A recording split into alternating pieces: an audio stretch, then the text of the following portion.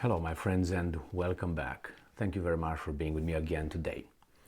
It is strange how things are, not strange, but I would say ridiculous, how things are portrayed by the mass media, how twisted and turned in order to create a certain kind of a mirage and a narrative. They have a script and they follow it. And what's going on here? You probably know, if you read only the free world good people's mass media, I'm talking about the Western mass media or the Ukrainian mass media, that Russia does not want to negotiate, never wanted. It's just war and war. It's not ready. They decide that Russia is not ready to negotiate and so on. Okay, but on the other hand, it's only Ukraine who has a law making it illegal to negotiate with Russia. Now you tell me, Putin said he's open for negotiations. Lavrov said, I'm open for that. But he said the framework is going to be the four reasons why, according to the Russians, we started the invasion. You know, the unprovoked invasion? Yeah, that one. So we have here Peskov, Dmitry Peskov, who's the Kremlin spokesman, and he's going to give us his assessment of any peace process, or if peace is negotiations, or is there are the right conditions for starting the peace process, whatever that might be. And we find out that Peskov tells us no, it's not the right time, and we have to achieve those goals that we set at the beginning of our military operation, special military operation, however you want to call it, war, invasion. I don't get tangled in euphemisms. I know that some people fight against one another with automatic weapons, missiles, rockets, airplanes, and all that. So call it however you want. What is that? So we have this Peskov, and he's asked a few questions regarding the stupid idea, the childish idea of one country to start naming another country differently. You can do that. I have no problem with if, let's say, Ukraine tomorrow calls, United States of America, the evil empire or something, because they didn't receive enough money or something like that. I don't care if that's going to be in their books. What am I supposed to do? Even though I know that there are some agreements that you, through the United Nations, that you're required to call the country the way it's registered at the United Nations, or acceptable, legal, legal term and so on. It's not like, oh, from now on, we're going to call in our books here, we're not going to call it Hungary, we're going to call it, Attila's land, or something like that. Well, you can do that, but when you go in public and you do that, there are some restrictions. I know that one. That's why I know that Kiev will try to, submit a request to the United Nations to change Russia's name from Russia to Moscow, Moscovite, some stupid thing like this. Anyway, they have. I give them that, but I think it's just childish. This is just, semantics and images. It's not something that has substance. It just has only form. Doesn't matter how you call it. The fact is, it's still there. It's unbelievable. But hey, they are like these people who, let's say, are way overweight. They're obese. Let's put it this way: they're obese. But you can't call them they're obese. You can't use the dictionary term fat because they feel offended. Why don't you change your condition if you feel uncomfortable with the term associated to your condition, and they try to impose on you their semantics. No, I feel offended. You gotta call me Queen Big Boned or something.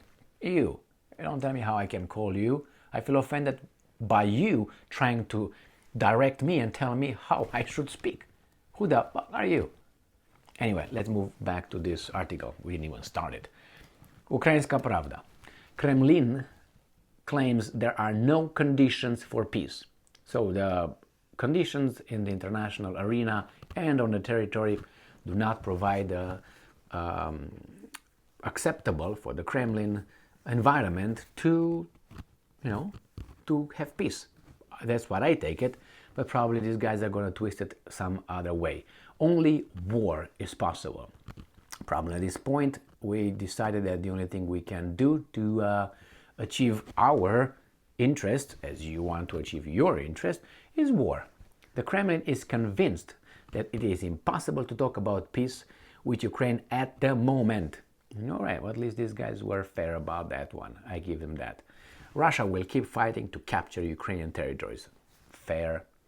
Dmitry Peskov, press secretary of the Russian President Vladimir Putin, Kremlin's Align News, blah, blah, blah. Quote from Peskov: "There are no reasons for the situation in Ukraine to obtain a peaceful course at the moment." So that means they're like, we don't have illusions anymore. We know what we have to do, and the Weasels don't want to talk. They even have that law. The Americans don't allow them to talk or whatever. Okay, you stay over there and let the weapons talk. Achieving our goals continues to be our absolute priority and will always remain such. This is currently only possible through military means. End quote. Such aggressive talk. Peskov has also commented on several recent developments in Ukraine. He called an offer to call Russia Moscovia a funny thing and the requirement for monks of the pro-Russian church to leave the premises of the Kiev Pechersk Lavra an outrageous decision. It's okay, but they have the freedom of speech and freedom of religion over there in Ukraine, as you can tell. Hey, but if they're spies, they're all spies? I mean, that's group punishment. You can't do that only unless you follow the Old Testament. Go to the Old Testament, yeah, that one, and then you're going to have group punishment. That's what's kind of happening in certain areas in the Middle East. You do something and then they bulldoze your house. Well, not your house, only your house, your family's house, where other people live. Why? Because you committed a crime. Imagine that you go to prison and the government comes over and bulldozes your house. No more family, no more anything. Done. That's only one. So here, the monks are going to be sent away, are going to be removed, because the secret police in Ukraine determined that there were 5, 6, 7, 12, 20, 51 people associated with the monks being a spy, a traitor or something. Well, you punish that guy and keep an eye on these guys, as you do, because you're doing that. But they all do, because I touched on this issue before when I told you that the clergy is one of the most used means of spying and having agents in a foreign country. That's been known forever. Why? Because they have contact with so many people and they have a little bit of a certain protection. So I know that as a fact. It's not like I'm making things up or I read it in a book only. All right, let's move on here. And that's valid for each and every country that takes its security seriously. And I'm quoting about renaming Russian Federation. Peskov says, and I'm quoting, such messages or decisions are probably a ridiculously funny thing. If I am not mistaken, there have already been a lot of jokes about it. I do not believe we need to joke about it again, but I'm pointing out again that we can only treat it with a smile. The Russian Federation will remain a great state, a great country, and it will remain Russia, whatever someone else calls it. As I said, you can change the, you can change the condition, the, just the wrapping. How do you call that? It's just that's the way these guys function. They work with, they're happy with little things, but not with the, it's like you're poor and. I don't know, you're like nothing, you have nothing, and you're happy that a billionaire lost, $5 at the lottery or something. And you go, yes, he lost, but you're poor. What the hell are you talking about? Do you think that guy cares for those $5? Or he cares that you call them Moscovite or whatever?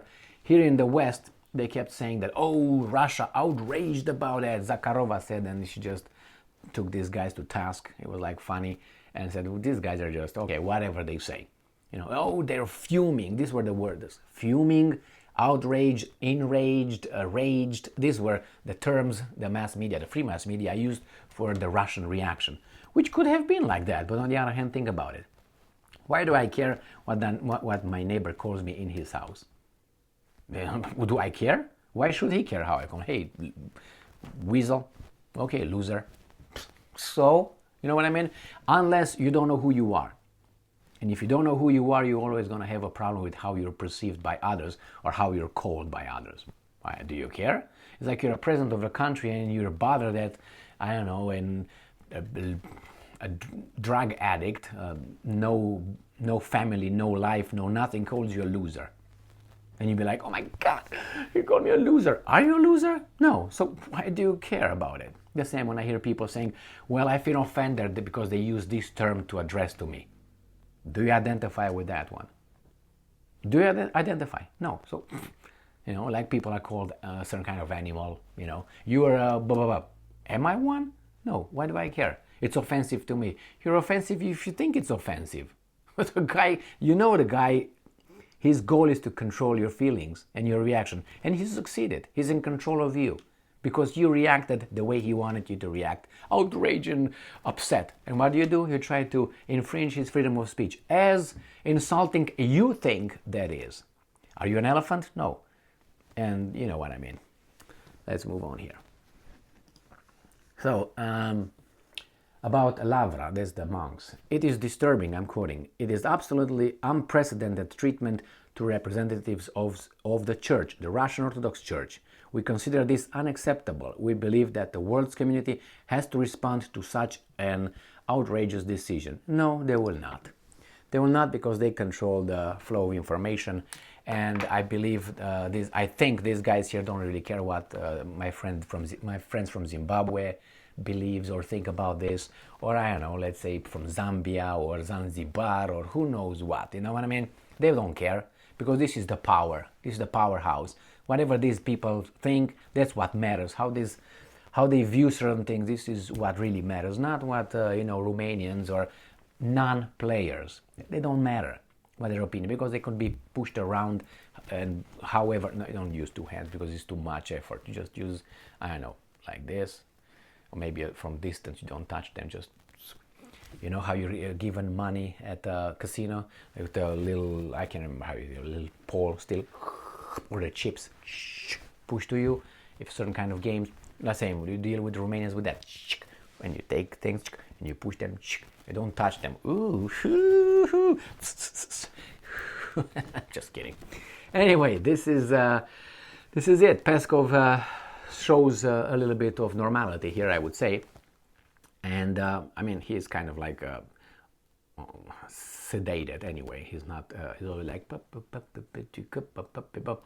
he's never up or too down. He's, like that, flies at the same altitude, cruising altitude.